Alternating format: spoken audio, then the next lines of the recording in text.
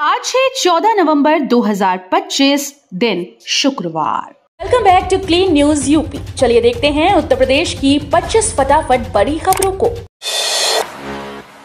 किसानों के लिए बड़ी राहत, आधुनिक कृषि यंत्रों पर अब 80% तक सब्सिडी।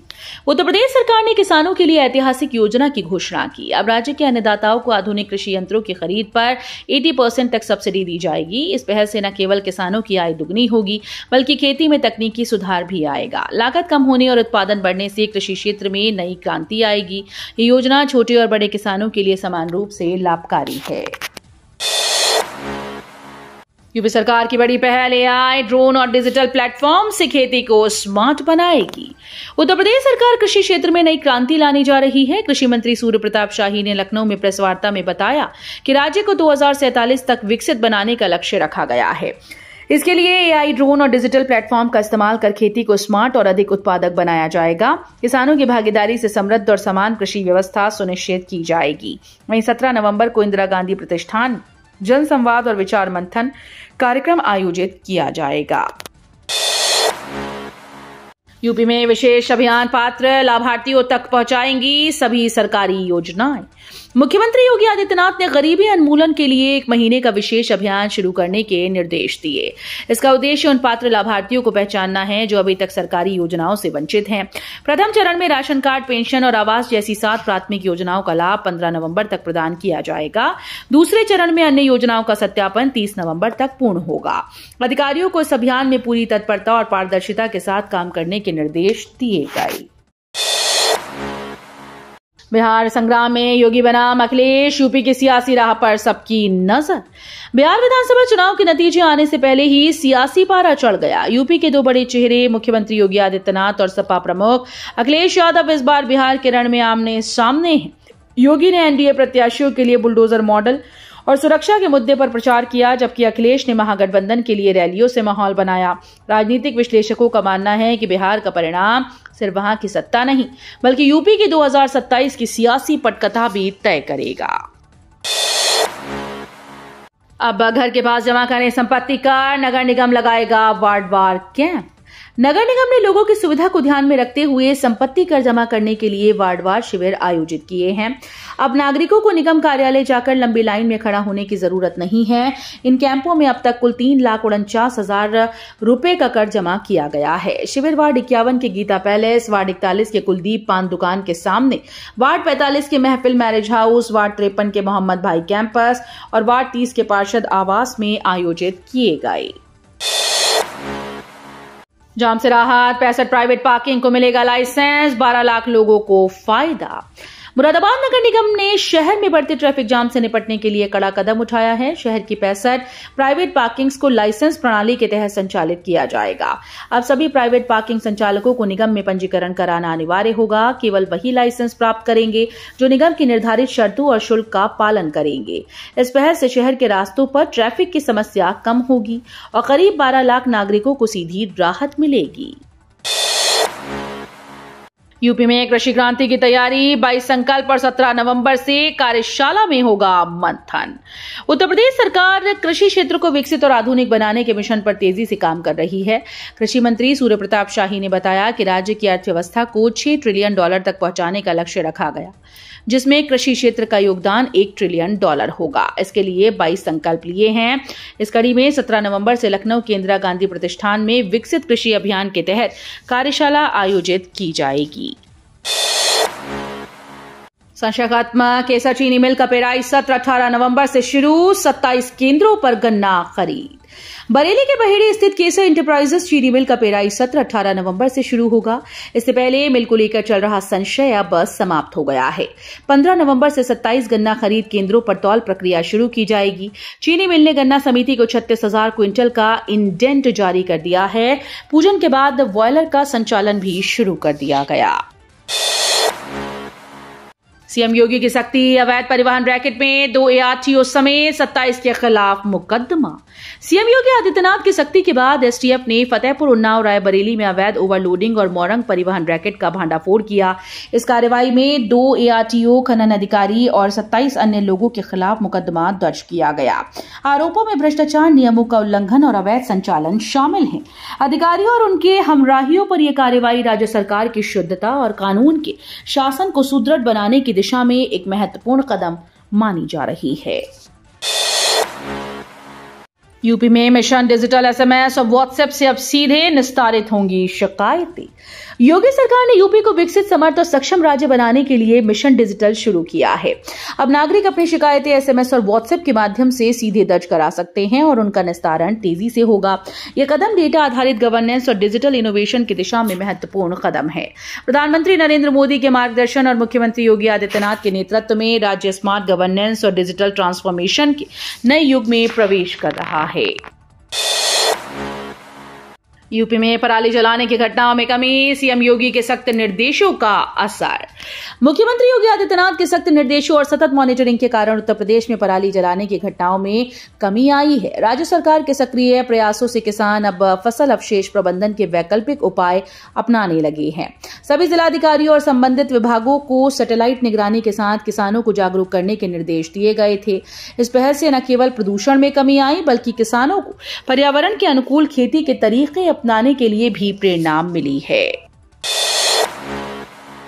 यूपी में राशन कार्ड फर्जीवाड़े पर कार्रवाई, हजारों अपात्र लाभार्थियों के कार्ड निरस्त। उत्तर प्रदेश में राशन कार्ड फर्जीवाड़े के मामले सामने आए हैं। बरेली के मीरगंज में 6500 अपात्र लाभार्थियों में से 400 पर पूर्ति विभाग ने कार्रवाई की और उनके नाम सूची से हटा दिए। वहीं अमेठी में 13,928 राशन कार्ड ऐसे लाभार्थियों के पाए गए जिनकी आय या संपत्ति तय सीमा से अधिक थी।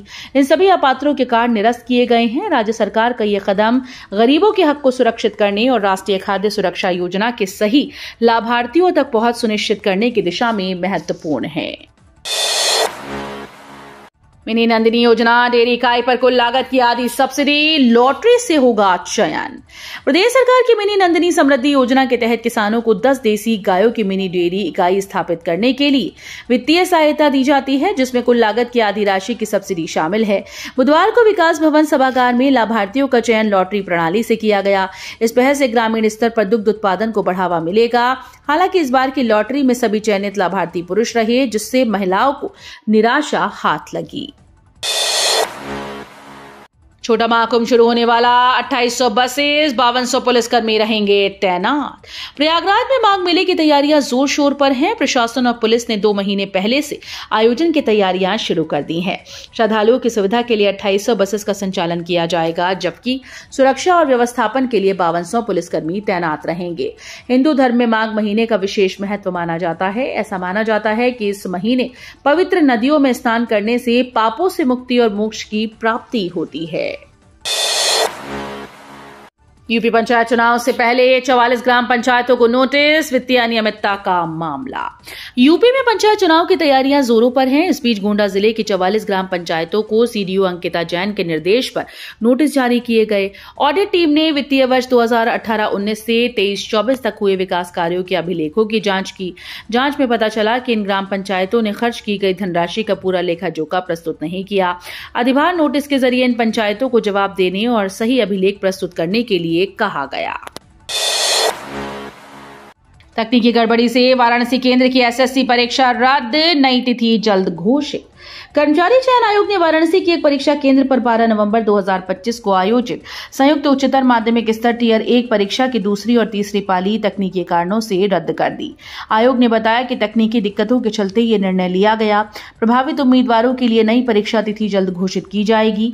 इसके बारे में जानकारी एसएससी की आधिकारिक वेबसाइट और रजिस्टर किए गए ईमेल या एसएमएस के माध्यम से दी जाएगी। लखनऊ में सीएम योगी ने जनजाति भागीदारी उत्सव का किया शुभारंभ, बिरसा मुंडा को नमन। लखनऊ के इंदिरा गांधी प्रतिष्ठान में मुख्यमंत्री योगी आदित्यनाथ ने जनजाति भागीदारी उत्सव का शुभारंभ किया। इस अवसर पर उन्होंने जननायक बिरसा मुंडा को श्रद्धांजलि अर्पित की और कहा कि 1 से 15 नवंबर तक राज्य भर में जनजाति गौरव पखवाड़ा मनाया जा रहा है। इसका उद्देश्य जनजातीय समाज को अपनी संस्कृति, परंपरा और गौरव से जोड़ना और उन्हें राष्ट्र की मुख्य धारा में सशक्त रूप से शामिल करना है। उत्सव में 22 राज्यों के जनजातीय कलाकार अपनी कला और लोक संस्कृति का प्रदर्शन कर रहे हैं। रोहिलखंड विश्वविद्यालय दीक्षांत समारोह में चमके मेधावी, संतोष गंगवार को मिला विशेष सम्मान। बरेली के रोहिलखंड विश्वविद्यालय में 23वां दीक्षांत समारोह बड़े धूमधाम से आयोजित किया गया। अटल सभागार में हुए इस कार्यक्रम में राज्यपाल आनंदीबेन पटेल ने 94 मेधावियों को स्वर्ण पदक और 113 पीएचडी धारकों को उपाधि प्रदान की। समारोह में आईआईटी रोपड़ के निदेशक प्रोफेसर राजीव आहूजा मुख्य अतिथि रहे, जबकि झारखंड के राज्यपाल संतोष गंगवार को लाइफ टाइम अचीवमेंट अवार्ड से सम्मानित किया गया। उच्च शिक्षा मंत्री योगेंद्र उपाध्याय और राज्य मंत्री रजनी तिवारी भी इस गरिमामय समारोह में मौजूद रहे। अलीगढ़ में अस्पताल पंजीकरण फर्जीवाड़ा, फर्जी डिग्री वाले डॉक्टर्स को 6 महीने बाद भेजा नोटिस। अलीगढ़ में अस्पताल पंजीकरण से जुड़े फर्जीवाड़े ने स्वास्थ्य विभाग की कार्यप्रणाली पर सवाल खड़े कर दिए। जिस डॉक्टर दंपति को मई में ही फर्जी डिग्री के चलते झोलाछाप घोषित किया गया था, उन्हें अब नवंबर में सीएमओ कार्यालय से शैक्षिक प्रमाण पत्र जमा करने का नोटिस भेजा गया। 6 महीने बाद की इस कार्रवाई पर सवाल उठ रहे हैं कि क्या विभाग अब सिर्फ खाना पूर्ति कर रहा है। राज्यपाल आनंदीबेन का विद्यार्थियों से आह्वान, डिग्री नहीं देशभक्ति बने पहचान। बरेली के रोहिलखंड विश्वविद्यालय में आयोजित 23वें दीक्षांत समारोह में राज्यपाल आनंदीबेन पटेल ने विद्यार्थियों को सम्मानित करते हुए देशभक्ति का संदेश दिया। उन्होंने कहा कि आज पढ़े लिखे लोग भी आतंकवादी प्रवृत्ति में शामिल हो रहे हैं, जो चिंता का विषय है। शिक्षा का उद्देश्य सिर्फ अंक पाना नहीं, बल्कि सही सोच और राष्ट्र प्रेम को विकसित करना है। उन्होंने कहा कि 4 अंक कम आएंगे तो चलेगा, लेकिन देशभक्ति हमारे खून में होनी चाहिए, तभी शिक्षा सार्थक कहलाएगी। हाईकोर्ट ने जताई चिंता, सतेंद्र अंतिल फैसले की गलत व्याख्या से जमानत प्रक्रिया में बढ़ रहा भ्रम। इलाहाबाद हाईकोर्ट ने सुप्रीम कोर्ट के ऐतिहासिक सतेंद्र कुमार अंतिल बनाम सीबीआई फैसले की गलत व्याख्या पर गंभीर चिंता जताई। कोर्ट ने कहा कि जिला अदालतें और कई अधिवक्ता इस निर्णय को ठीक से नहीं समझ पा रहे, जिससे जमानत प्रक्रिया में भ्रम की स्थिति बन रही है। न्यायमूर्ति अरुण कुमार सिंह देशवाल ने टिप्पणी की कि फैसले का उद्देश्य जमानत प्रक्रिया को पारदर्शी और सरल बनाना था, लेकिन इसकी गलत व्याख्या से उल्टा असर दिख रहा है। हाईकोर्ट का बड़ा फैसला, बिना 2 माह नोटिस यूपी पुलिस अधिकारी नहीं दे सकेंगे इस्तीफा। इलाहाबाद हाईकोर्ट ने कहा कि उत्तर प्रदेश पुलिस का कोई भी अधिकारी 2 महीने का अनिवार्य नोटिस दिए बिना इस्तीफा नहीं दे सकता। कोर्ट ने स्पष्ट किया कि पुलिस अधिनियम 1961 और यूपी पुलिस विनियमावली के विनियमन 505 के तहत ये निगम बाध्यकारी है। न्यायमूर्ति विकास बुधवार ने कहा कि नोटिस अवधि का उद्देश्य विभाग को वैकल्पिक व्यवस्था का समय देना और अधिकारी को अपने निर्णय पर पुनर्विचार का अवसर प्रदान करना है। वाराणसी दाल मंडी सड़क चौड़ीकरण पर विवाद, व्यापारियों ने प्रशासन का ऑफर ठुकराया। वाराणसी की दाल मंडी में सड़क चौड़ीकरण को लेकर विवाद बढ़ गया। डीएम ने व्यापारियों को शहर से बाहर लोता और राजा तालाब में दुकान देने का प्रस्ताव रखा, लेकिन व्यापारियों ने इसे ठुकरा दिया। उनका कहना है कि प्रशासन उनकी रोजी रोटी छीन रहा है और उन्हें बसाने की कोई ठोस तैयारी नहीं है। किराएदारों को मुआवजा न मिलने से नाराज व्यापारी विरोध पर अड़े हैं। फिलहाल कार्रवाई रोकी गई, जबकि सपा सांसद वीरेंद्र सिंह और कांग्रेस नेता अजय राय ने व्यापारियों का समर्थन किया। आवारा कुत्तों के लिए बनेगा अस्थायी शेल्टर, हर 15 दिन में होगी प्रगति समीक्षा। सुप्रीम कोर्ट के आदेश के बाद नगर निगम ने आवारा कुत्तों के प्रबंधन पर कदम तेज कर दिए हैं। अपर नगर आयुक्त की अध्यक्षता में हुई एबीसी समिति की बैठक में तय हुआ कि अंबा के पास अस्थायी शेल्टर बनाया जाएगा।